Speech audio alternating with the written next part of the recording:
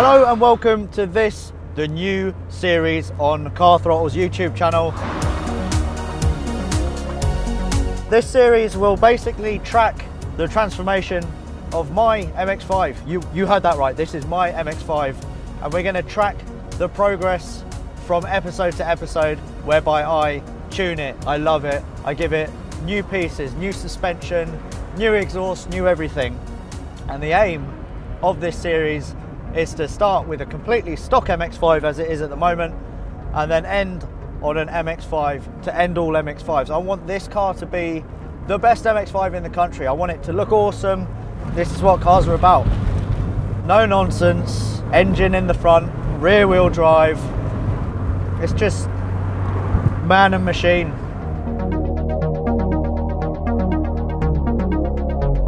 Check it out. It is in pretty good nick, considering it is a 1995 model. The bonnet is a bit mottled. Apparently the lady who used to own it had some sort of blanket over it in the cold, and then when she lifted it up, it also lifted up the lacquer. The wheels, they are daisies. They're called daisies, and they're very, very standard. But apparently they're quite good for racing because they're quite lightweight. But they just got to go because they're not really doing it for me. And one of the biggest things that you guys need to be concerned about when you're buying a Mark 1 MX-5 is rust, especially, get low, under here.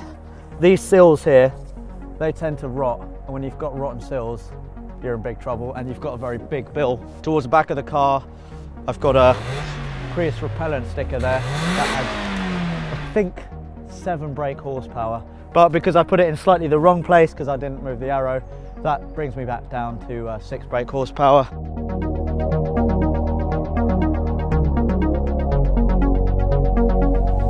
The brilliant thing about cars like this is that you can use 100% of its potential 100% of the time. If you've got your Lambos, you've got your Ferraris, you can't drive them in the city, you can't drive them in little rural areas like this. You need runways, you need racetracks. With these, you know, you're not going to get yourself into too much trouble, but you're going to have a lot of fun doing it. And that to me is what driving is all about.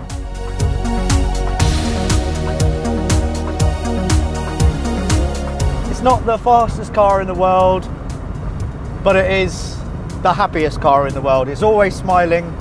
When he's got his little pop-up headlights up as well, he's happy like a little dog.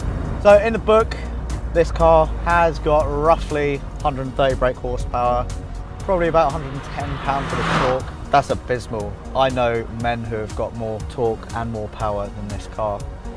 But as the project continues, and maybe towards the end of it, I could slap in a cheeky turbocharger.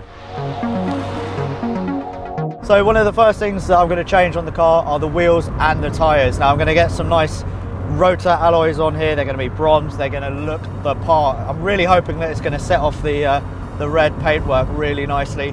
I'm also going to get some nice Uni Royal tyres on there, which should ensure that I've got loads of grip. I'm also going to get a new exhaust with a stainless exhaust manifold, which is going to make the car sound a lot better, because at the moment, yeah, you can't, I just accelerated. And you couldn't hear any change in tone. Looking at the interior now, the seats are in really good condition, which is always a good sign that an owner has looked after the car pretty well. This steering wheel though, that takes up about half of this car. It's massive. Steering wheel has to go. But if you don't like what this car looks like on the inside, and if you prefer what a Mark II looks like, then you'll be pleased to know that both cars are completely interchangeable. So you can effectively just put a whole new Mark II dashboard into a Mark I, which just makes it look more modern. Now, the very, very best thing about the interior, apart from the seats and the driving position, is a button. Oh yeah. One of the things that I have noticed is that I have got a bit of a wheel bearing issue. I think it's the rear right. So I need to get myself a wheel bearing kit, get that changed over and stop that wob wob wob wob wob wob wob wob wob noise. You leave that too long and then your wheel will fall off. The brakes aren't particularly good at the moment. I'll probably get those upgraded as well. And yeah, the wheel bearing needs to be sorted out. But for £1,150, I cannot think of a better way to spend that money on a car than on this little MX-5. Now I love the fact that you can just chuck the roof down in probably, I don't know, 10 seconds. There's one catch there, and then woof, straight back. And you've got open top motoring. There's nothing like cruising around with the roof down.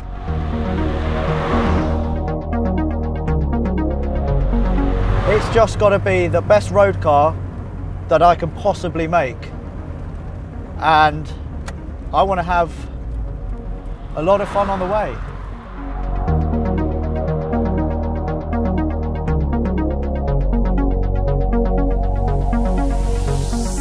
Have you kind of seen these cars before on the dyno? What are you expecting? We've done lots of these cars.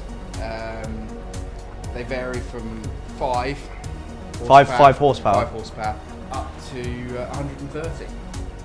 So you reckon there is a chance, I mean, bearing in mind it's in 1995, there is a chance that I could have all of my 130 horses still in the car? There is a chance. It's quite small.